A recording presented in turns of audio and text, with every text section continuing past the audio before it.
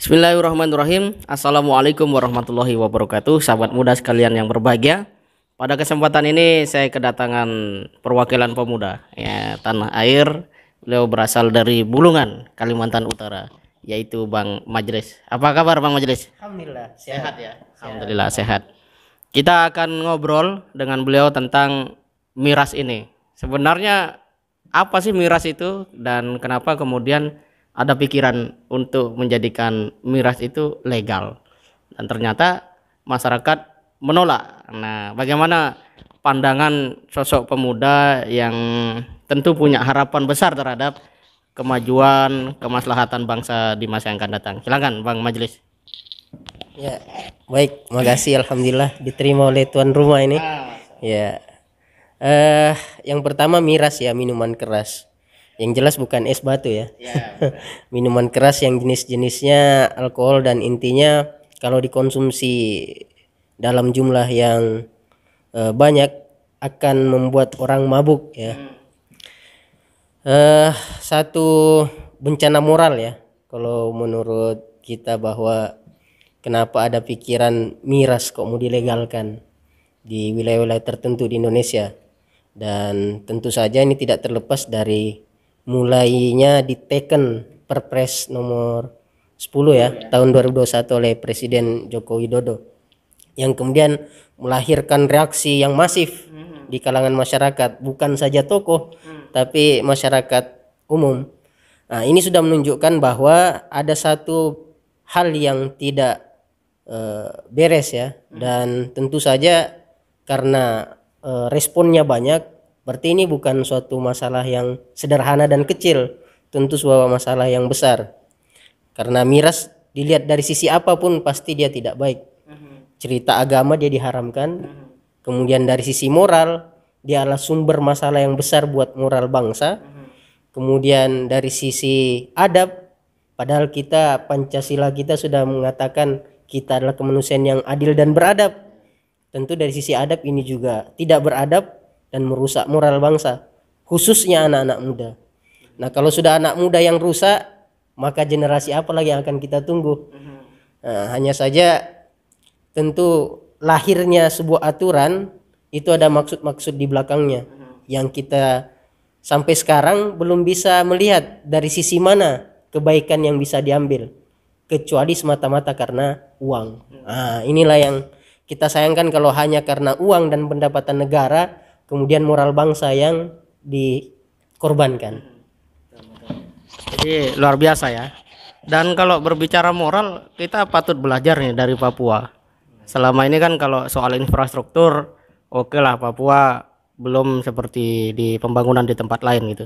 Tapi soal moral luar biasa. Papua ini tegas menolak, bahkan tokoh-tokohnya. Bagaimana Bang Majlis memandang cara berpikir yang ternyata orang Papua jauh lebih bermoral gitu ya, dan ini satu hal yang menurut saya penting untuk dibedah ini. Ya, sebenarnya kalau orang masih punya hati nurani ya.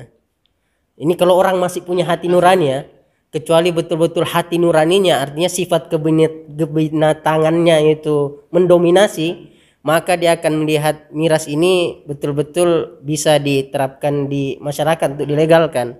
Nah, yang jadi lucu sekarang di situasi negara kita, Papua yang termasuk salah satu wilayah yang diperbolehkan untuk investasi miras, justru gubernurnya dengan keras menolak Perpres miras ini. Nah, ini yang menjadi lucu. Artinya apa? Walaupun secara keuangan atau dari sisi pemasukan daerah bisa jadi Papua mendapatkan cuan-cuan, tapi karena mereka masih punya hati nurani, masih punya perhatian terhadap moral, maka mereka menolak. Nah, yang menjadi persoalan adalah yang membuat peraturan, yang mengajukan peraturan ini masih bermoral atau tidak, masih punya hati nurani atau tidak. Padahal orang-orang yang ditunjuk yang memegang amanah untuk mengelola negara ini orang-orang yang dikatakan kompeten di bidangnya. Nah, di mana sisi kompetensinya mereka? Apakah semata-mata negara ini memang dibangun untuk mendapatkan cuan-cuan yang kemudian mengorbankan moral bangsa? Nah, ini yang menjadi pertanyaan besar. Sayang luar biasa. Jadi semakin kita melihat ke dalam, semakin menyeluruh, cara kita memandang, semakin sulit untuk bisa dicerna ini ya permasalahan ini. Dan yang menarik adalah ada nggak dalam sejarah satu bangsa atau negara itu yang tegak, maju ekonominya, pembangunannya dengan sumber pendapatan primer miras itu? Ada nggak kira-kira sejarahnya itu? Satu hal juga yang perlu kita cermati ya, ketika orang bisa masih menggunakan akal sehatnya, maka dia akan melihat sesuatu secara objektif ya. Yang benar pasti dia katakan benar, yang salah pasti dia katakan salah. Yang kemudian bisa membolak atau membalikkan pikiran atau akal sehat seseorang manakala dia berbicara atas kepentingan. Nah, sehingga akal sehat bisa dia tinggalkan. Nah, kemudian akal sehatnya hilang, yang kemudian mengikis juga hati nuraninya untuk berbicara kebenaran.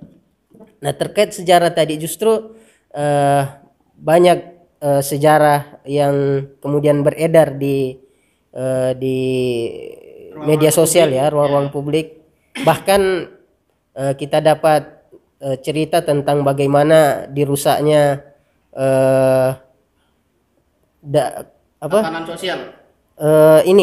Di Amerika dulu ada ini ya, kaum Indian itu ya, yang dibilang kulit merah ya. Mereka juga kemudian ternyata dalam perjalanan sejarahnya juga mulai dihancurkan dengan dimasukkannya miras ke kaum mudanya, sehingga moral mereka hancur, mereka terlalu terbuai dengan gaya hidup yang berfoya-foya. Dengan adanya miras itu kemudian mereka bisa dihancurkan secara total, yang artinya kalau bangsa Indonesia kemudian tidak bisa mengambil pelajaran dari sejarah-sejarah ini, bisa jadi nanti kita akan tinggal nama. Ini yang sangat berbahaya. Ya, betul. Jadi pada fakta dan sejarahnya miras justru menjadi senjata kelompok tertentu untuk menghabisi kelompok yang lain seperti itu. Dan dalam konteks Indonesia tentu kita tidak ingin ya pemuda-pemuda kita rusak, hancur masa depan bangsa dan negara karena miras ini. Sahabat kalian yang berbahagia, demikian dialog singkat atau ngobrol bareng Bang Majelis ini. Dan pada intinya miras merupakan satu hal yang sejak di dalam sejarah sampai hari ini itu adalah hal yang ditolak baik oleh akal sehat, masyarakat, lebih-lebih norma maupun agama. Jadi apa yang kemudian hari ini beredar dan meresahkan memang sebaiknya segera dicabut hingga ke akar-akarnya. Bahkan kalau perlu pembangunan bangsa dan negara mulai sekarang harus diarahkan dengan pengawalan moral yang baik. Terima kasih banyak Bang Majelis, semoga bermanfaat. Assalamualaikum warahmatullahi wabarakatuh.